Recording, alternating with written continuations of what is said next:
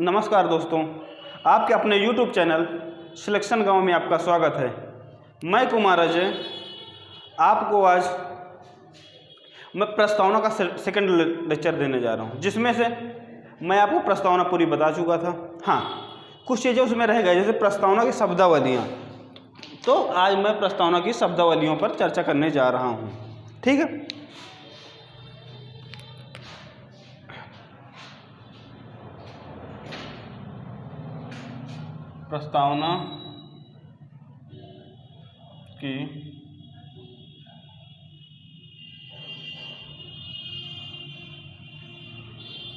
प्रस्तावना की शब्दावलियाँ एवं उनके अर्थ।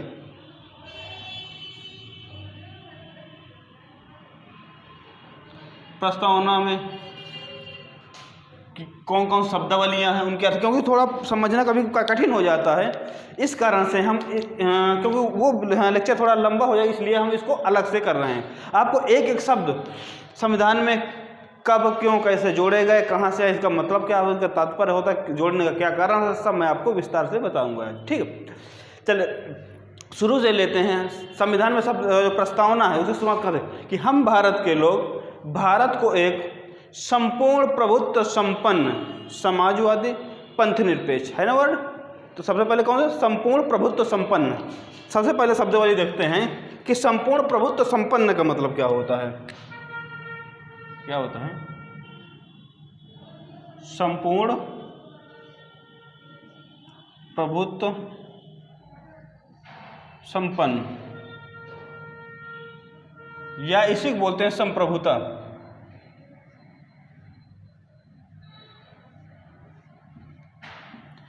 सबसे पहला शब्द ये लिखते हैं, संपूर्ण प्रभुत्व संपन्न या संप्रभुता या संप्रभु कह सकते हैं। ठीक है।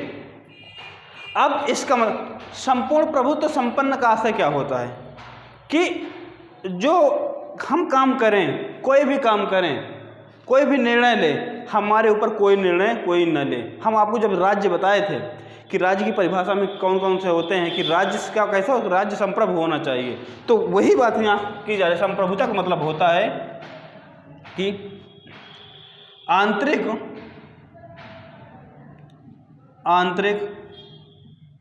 एवं बाह्य रूप से निर्णय लेने की स्वतंत्रता।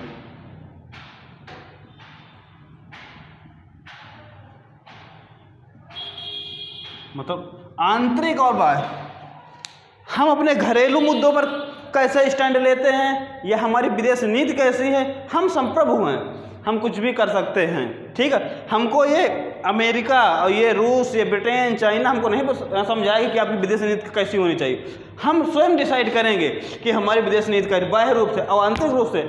हम अपने अभी किसान आंदोलन चल रहा है, हम किसान आंदोलन किस प्रकार हैंडल कर रहे हैं, ये हमको कमला हैरिस की भांजी नहीं बताएगी कि आपको क्या करना है, और जो बहुत सारे एक्टिविस्ट हैं वो हमको नहीं बताएंगे आपको जो किसान आंदोलन चल क्या करना है। हम संप्रभु हैं और हम अपने निर्णय खुद ही लेंगे। कि चाइना जो गिलगिट बाल्टिस्तान वाले वो चलता ही रहता है, और जो ग्लेशियर वाला चलता रहता है, ये चीज़ें कि हमको स्वयं निर्णय लेना, हमको किस तरीके स्टैंड करना है, हमको कोई बाहरी शक्ति नहीं बताएगी। समझ में आ गया कि हम आंतरिक और बाह्य रूप से निर्णय लेने के स्वतंत्र हैं, यही होती है संप्रभुता। ठीक है।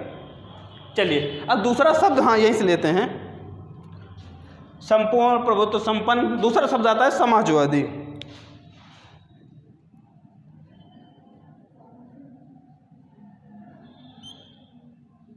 सोशलिस्ट मतलब समाजवादी। समाजवादी का मतलब क्या होता है। सबसे पहले एक चीज और समझ लेते हैं कि समाजवादी शब्द ये हमारे संविधान में नहीं था।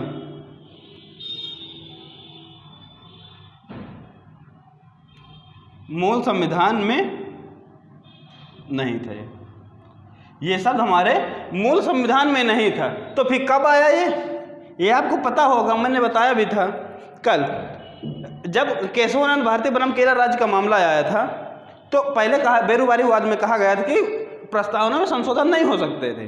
लेकिन जब केशवानंद का मामला आया तो कहा गया कि प्रस्तावना में संशोधन हो सकते हैं। तो एक बार संशोधन हुआ था जिसमें समाजवादी, पंथ निरपेक्ष और अखंडता शब्द जोड़े गए थे, वही था, मूल संविधान में नहीं था। तो ये कब जोड़ा गया? 42वें संविधान संशोधन, 42वें संविधान संशोधन 1976 द्वारा ये जोड़ा गया। ठीक है, समाजवादी शब्द कब जोड़ा गया था? ये मूल संविधान में नहीं था, 42वें संविधान संशोधन 1976 जोड़ा। समाजवादी मतलब क्या होता है कि भाई हम समाज को लेकर एक साथ चलें। ठीक है, जो समाज होता है, समाज को लेकर हम एक साथ चले। अब समाजवादी शब्द, जो समाज है हमारा, ठीक है ना, जो हमारा समाज है, ठीक है, जब क्या समाजवादी शब्द, ये समाजवादी शब्द ऐसा ही नहीं आ गया था, 42वें संविधान संशोधन में जोड़ा गया, तो ये कहीं से प्रेरित होगा ना। ये आपको हम बता दें कि ये गांधी जी के से, जो गांधी जी ने एक मंत्र दिया था, अंत्योदय से सर्वोदय की ओर। अंत्योदय से सर्वोदय मतलब अंत्योदय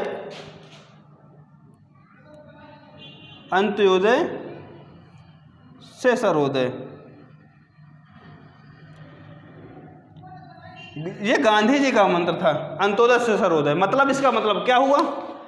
अंत्योदय से सर्वोदय का मतलब क्या होता है कि अंत्योदय, सबसे पहले मतलब अंत्योदय का मतलब है कि समाज में सबसे कमजोर व्यक्ति जो है, जो हाशिए पर सबसे कमजोर व्यक्ति हो, तो उसका उदय। अंत्योदय समाज के अंतिम व्यक्ति का उदय, और सर्वोदय मतलब समाज के सभी वर्गों का उदय, तभी तो हम समाजवादी बन पाएंगे। ठीक है, ये चीज़। अब ये समाजवादी शब्द आया क्यों? जो 22वें संविधान संशोधन क्षेत्र में जोड़ा गया, ये 1955 में कांग्रेस का अधिवेशन हुआ। 1955 में कांग्रेस का अधिवेशन हुआ, तो अवार्डी अधिवेशन जिसे बोलते हैं, अवार्डी अधिवेशन 1955 में हुआ, तब ये स्वीकार किया गया था। ठीक है, अब सुप्रीम कोर्ट में फिर इसमें जजमेंट दिया, फिर धीरे धीरे करके 1942 में इसमें संशोधन कर दिया गया। अब चीज़ आती है कि समाजवाद है।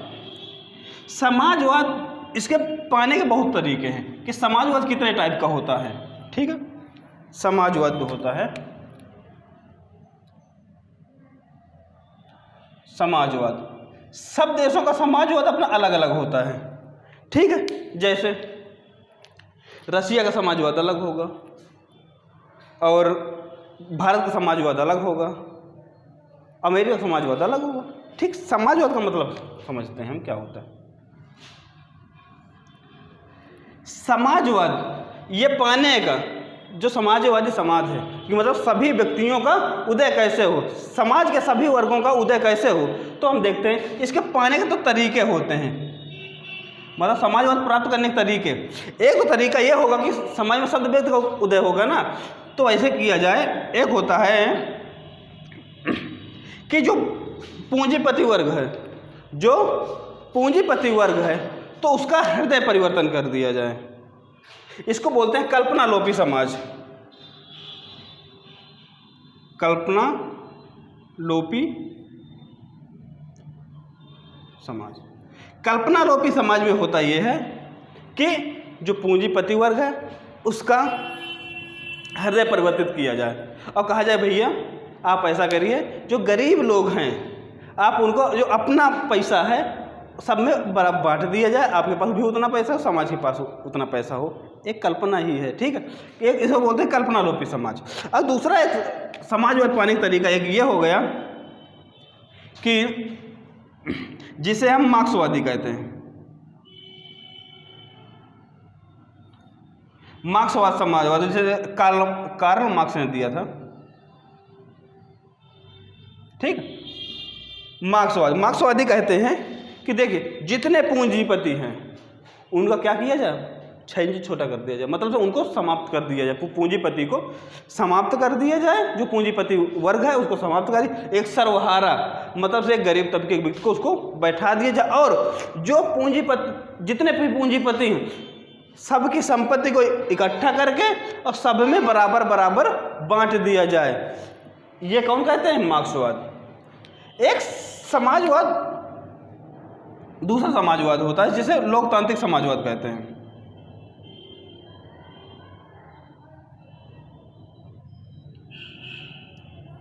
लोकतांत्रिक समाजवाद, लोकतांत्रिक समाजवाद जैसे अपने भारत देश का समाजवाद, क्या ये कल्पना लोपी समाज अपने यहाँ का है? मार्क्सवादी अपने यहाँ समाज नहीं है, तो कैसा लोकतांत्रिक समाजवाद? कैसे? अपने यहाँ देखो पूंजीपति वर्ग भी है, सब वर्ग, गरीब वर्ग भी। तो करते क्या है लोकतांत्रिक समाजवाद में कि जो पूंजीपति हैं उनसे टैक्स लेकर जो गरीब लोग उनका भरण पोषण, जैसे पीडीएस सिस्टम के थ्रू आपको गल्ला मिलता है, ठीक, तो क्या होता है, ये पैसा कहाँ से आता है? खरीदने के लिए। तो क्या जो पूंजीपति वर्ग है वो टैक्स देता है, आप तो टैक्स देते नहीं होंगे, जो पूंजीपति वर्ग है वो टैक्स देता है, इसलिए। और अब उसी संसाधन से ये जो रोड, आवास योजनाएं हैं, ये सब चलाई जाती हैं, ठीक है। चलिए अब अगला शब्द की ओर चलते हैं, ठीक है, ठीक। जब जो अगला शब्द है, अगला शब्द देखते हैं। अगला शब्द है पंथ निरपेक्षता। अगला शब्द है पंथ निरपेक्षता।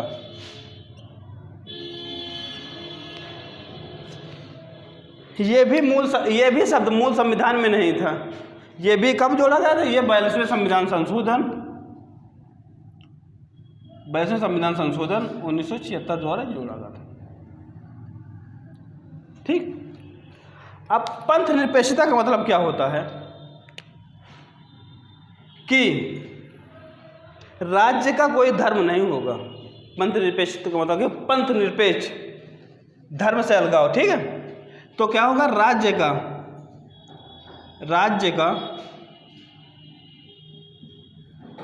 कोई धर्म नहीं होगा, ठीक है। लेकिन राज्य का कोई धर्म नहीं होगा, ये बात तो सत्य है, लेकिन ऐसे नहीं कि पूरा एकदम अलगाव होगा, ठीक है। लेकिन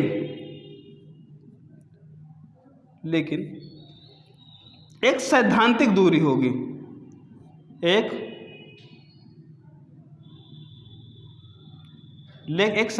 सैद्धांतिक दूरी होगी।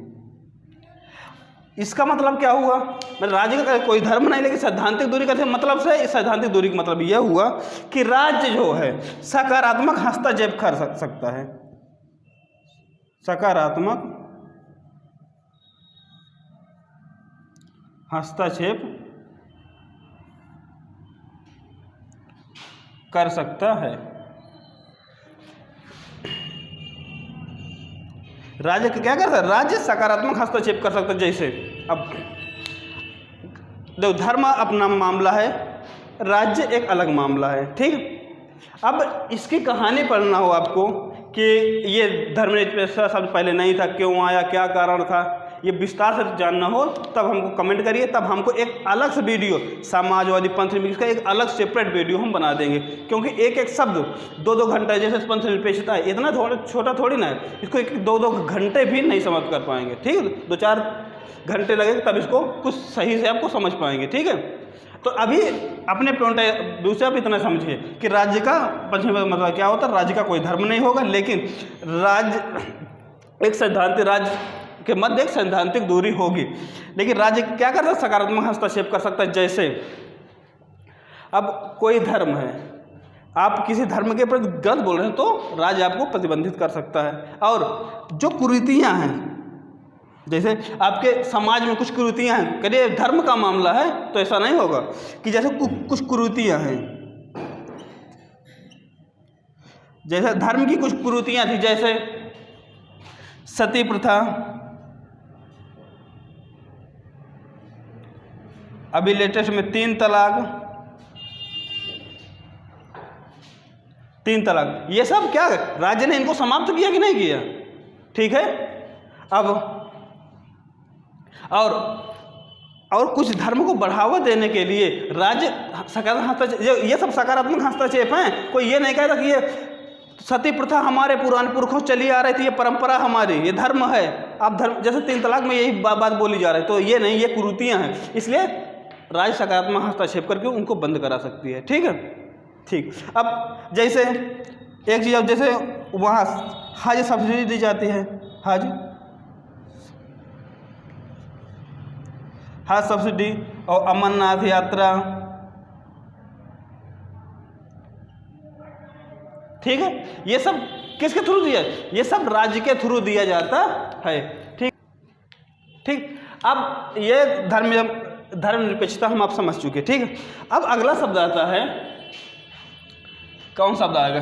हम भारत के लोग भारत को एक संपूर्ण प्रभुत्व संपन्न समाजवादी पंथनिरपेक्ष लोकतंत्रात्मक गणराज्य। अब क्या है? लोकतंत्र आएगा, लोकतंत्रात्मक,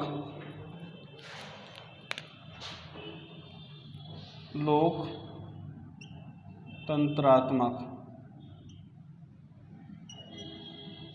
लोकतंत्र का मतलब क्या होता है, या लोकतंत्र कह सकते हैं इसको? तो लोकतंत्र का मतलब क्या होता है? लोकतंत्र का मतलब होता है जनता का शासन।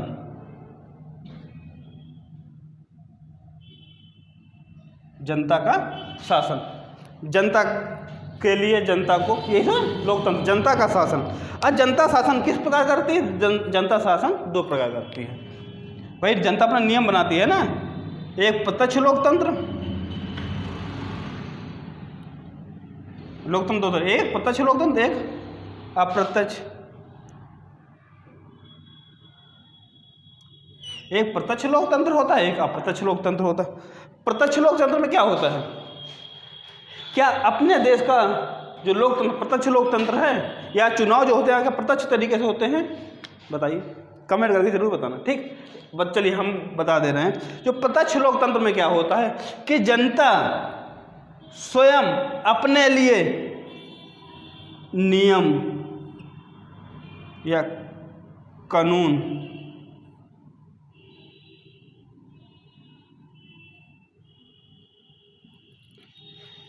जनता अपने लिए स्वयं नियम कानून बनाती। जैसे एक देश की जनता है, एक जगह इकट्ठा हुई, तो कहा भैया प्रत्यक्ष लोकतंत्र में अब नियम बनाना है कि मान लो बलात्कार के विषय में कोई कानून बना, तो सब लोग इकट्ठा हुए, भैया बलात्कार के विषय में यदि कोई व्यक्ति किसी लड़की का बलात्कार करता है तो आपको 10 साल या मृत्युदंड दिया जाएगा। ये सामूहिक रूप से बना दिया, प्रत्यक्ष लोकतंत्र है।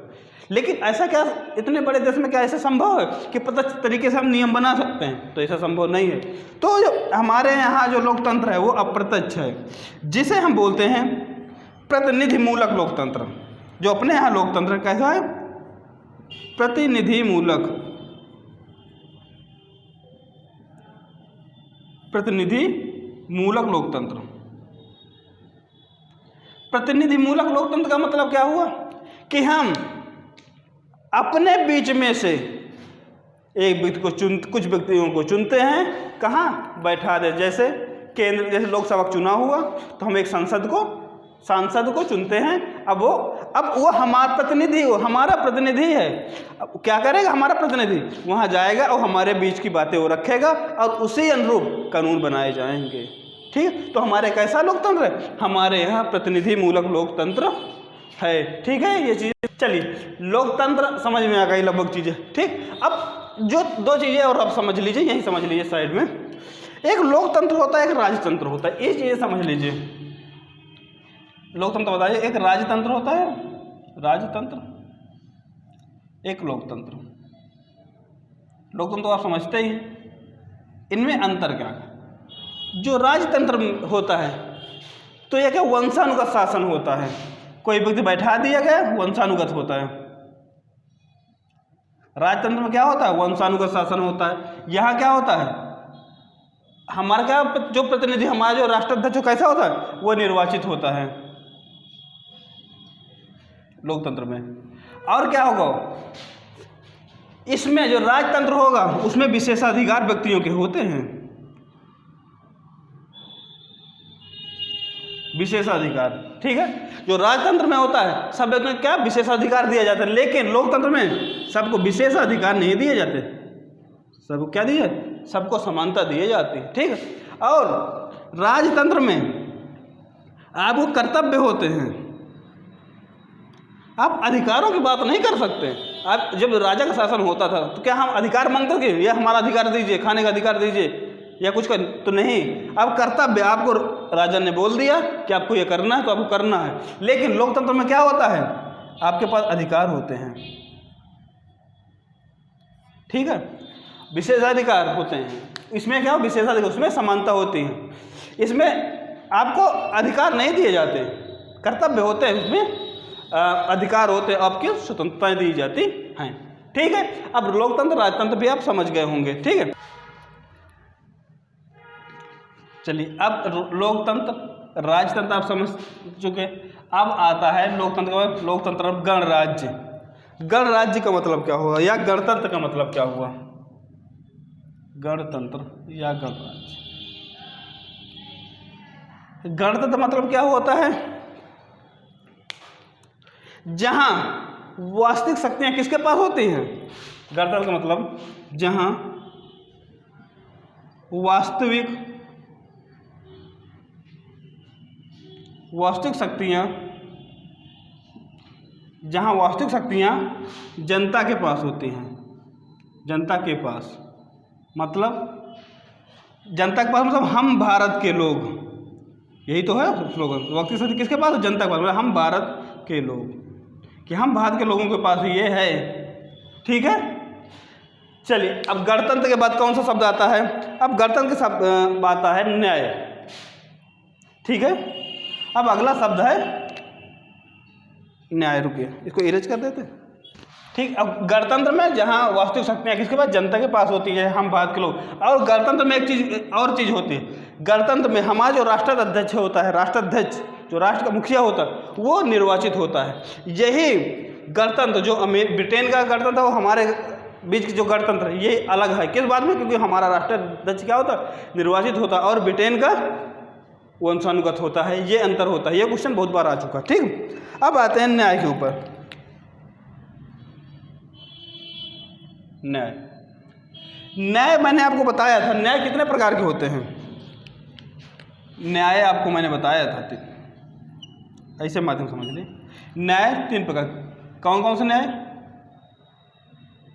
सामाजिक, आर्थिक और राजनैतिक।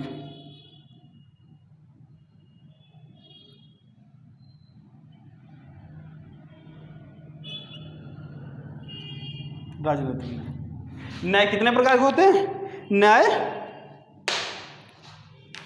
3 प्रकार के, सामाजिक न्याय, राजनैतिक या आर्थिक।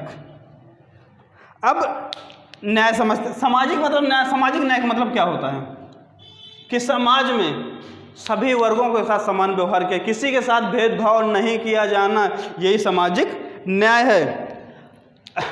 जो वंचित वर्ग हैं उनको विशेषाधिकार मतलब उनको वरीयता दी जाए, उनको आरक्षण दिया जाए, यही हमारा क्या सामाजिक न्याय है। राजनीतिक न्याय का मतलब क्या हुआ कि जो भी कोई चुनाव होते हैं उनके आरक्षण के माध्यम से उनकी राजनीतिक भागीदारी को सुनिश्चित किया जाए, वो राजनीतिक न्याय। आर्थिक न्याय का मतलब क्या हुआ, संसाधनों का समतापूर्वक वितरण, यही हमारा आर्थिक न्याय है। किसी के पास संसाधन इकट्ठा करने की शक्ति नहीं, यदि कोई संसाधन इकट्ठा करता है तो उसके पास आपराधिक कार्यवाही होती है, ठीक। अब न्याय का मतलब क्या हुआ, मतलब ये तो मैंने बता दिया कि न्याय का मतलब क्या है। न्याय का मतलब यह है कि उचित और अनुचित के आधार पर व्यवहार करना, यही हमारा न्याय। कौन व्यक्ति उचित कर रहा है, कौन व्यक्ति अनुचित कर रहा है, यही हमारा न्याय है, ठीक।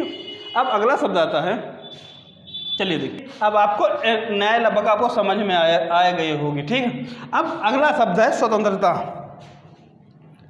अब अगला शब्द है स्वतंत्रता।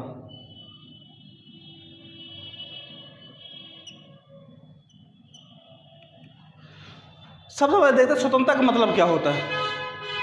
स्वतंत्रता का मतलब क्या होता है, बाह्य प्रतिबंधों का अभाव,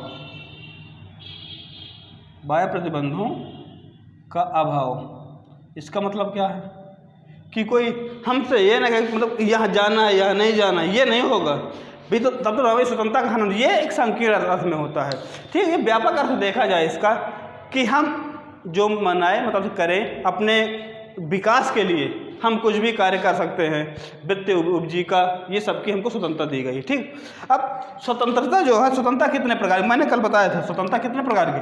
स्वतंत्रता मैंने 5 प्रकार की बताई। स्वतंत्रता फ्रीडम नहीं, इसमें इसको बोलते हैं लिबर्टी। ठीक है, कौन कौन स्वतंत्रता है? विचार, अभिव्यक्ति,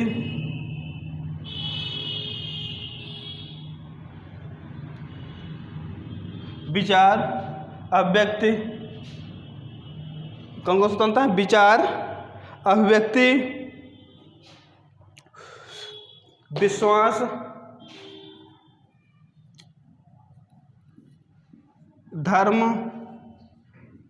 और उपासना। ये 5 प्रकार की स्वतंत्रताएं दी गई हैं आपको। ठीक है, विचार, अभिव्यक्ति, विश्वास, धर्म और उपासना की। ठीक, ये जो 5 प्रकार की स्वतंत्रता दी गई, कौन कौन सी? विचार, अभिव्यक्ति, विश्वास, धर्म और उपासना की स्वतंत्रता। ये कैसे कैसे दी गई हैं वो जो अगला वीडियो बनाऊंगा, क्योंकि धर्म की स्वतंत्रता 25 से 28 ये अलग बताऊंगा। ठीक, इसका मतलब विचार का मतलब, विचार अभिव्यक्ति की विचार का मतलब क्या हो? हम किसी को अपनी भावनाओं को संप्रेषित करना, वही हमारे विचार होते हैं। तो ये हम अलग से आपको पढ़ाएंगे। ठीक, स्वतंत्रता। अब अगला शब्द आता है समानता।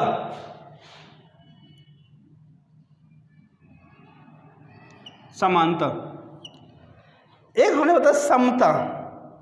समता या समानता थोड़ा थोड़ा अंतर है, समझ लीजिए। समानता का मतलब क्या? समानता का अर्थ क्या होगा? कि किसी के साथ सभी के साथ समान व्यवहार करना। समानता का मतलब क्या होगा? समानता का मतलब क्या है? सभी के साथ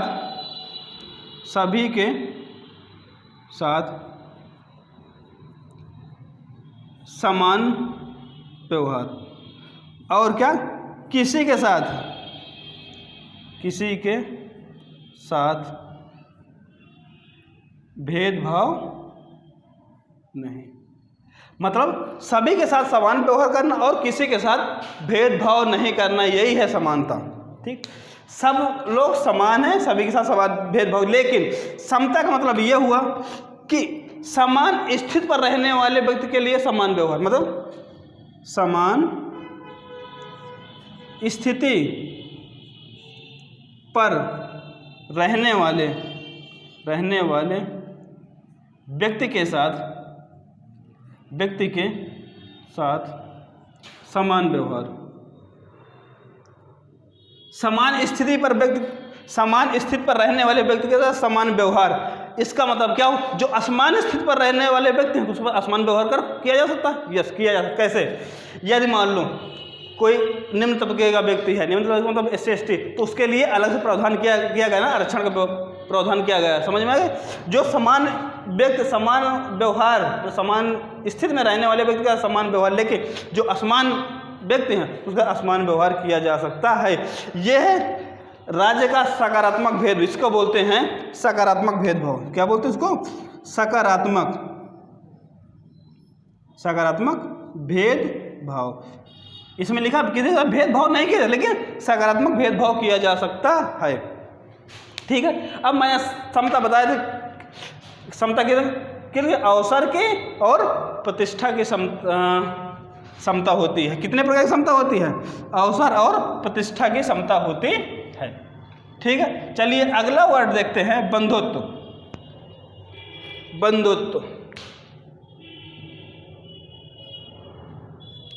बंधुत्व का मतलब क्या होता है? बंधुत्व का मतलब हम की भावना।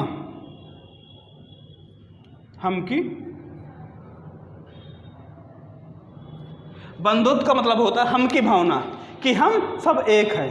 ठीक है, बंधुत्व का मतलब हम सब भाई भाई है, या हम सब एक है। वसुधैव कुटुंबकम, पूरा संसार ही हमारा परिवार है। ये जो बंधुत्व की भावना का मतलब ये होता है। ठीक है, अब देखते हैं, अब जो हमारी प्रस्तावना, इसकी प्रकृति क्या है, इसका नेचर क्या है? ये जो प्रस्तावना है ये प्रवर्तनीय नहीं है। प्रवर्तनीय का मतलब ये होता है कि इसको न्यायालय के द्वारा हम लागू नहीं करा सकते हैं। अब मैंने बताया था कि संविधान में अभी तक केवल एक ही संशोधन हुए हैं। ठीक है, वो भी कब? 42वें संविधान संशोधन 1976। ठीक है, अब आपको लगभग पूरे वर्ड आपको समझ में आ गए होंगे। ठीक है, तो आज का वीडियो यहीं तक विराम। यदि हमारे आप चैनल में नए हैं, ठीक है, तो चैनल को सब्सक्राइब, लाइक और शेयर जरूर करें। धन्यवाद।